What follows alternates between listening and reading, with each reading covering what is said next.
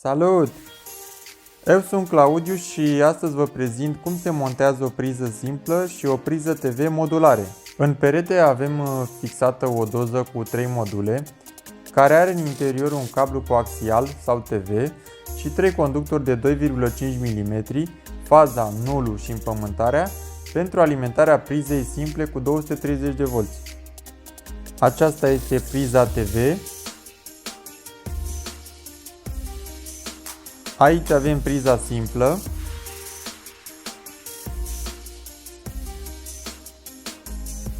Această ramă de ornament. Iar cea de culoare neagră este rama suport. Am întrerupt de la tabloul electric circuitul de prize. Prima dată fixez rama suport.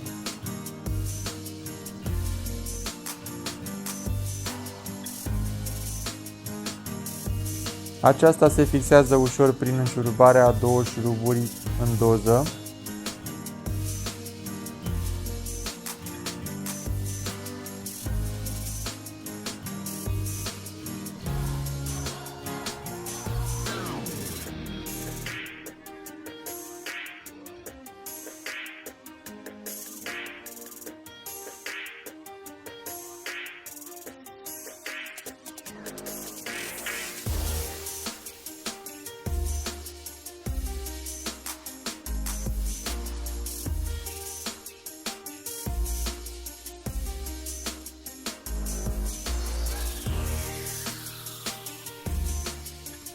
După ce am fixat rama suport, conectez cablul coaxial la priza TV, apoi o fixez în ramă.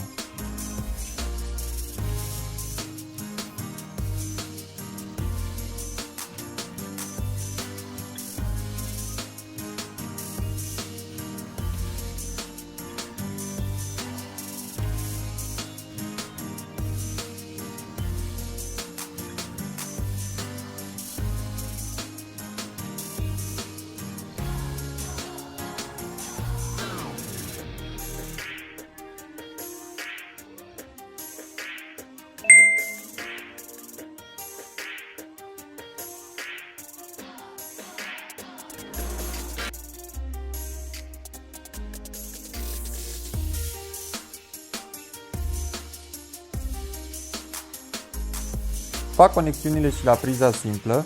În partea dreaptă sus voi pune faza, în stânga jos pun nulul, iar în mijloc sus împământarea.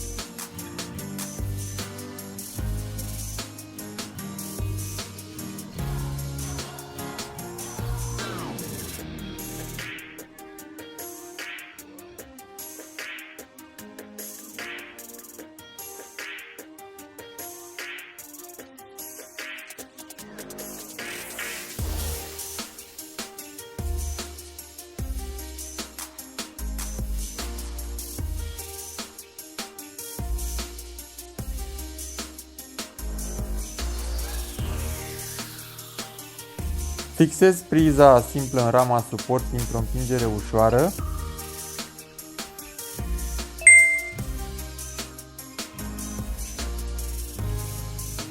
Acum prizele sunt conectate și fixate. Mai am doar să pun rama de ornament, pe care o fixez printr-o împingere ușoară pe rama suport. Sper să vă fie de folos acest video tutorial, dați un like dacă v-a plăcut și nu uitați să vă abonați la acest canal de YouTube pentru a avea la dispoziție toate videotutorialele mele. Mulțumesc pentru atenție, pe curând!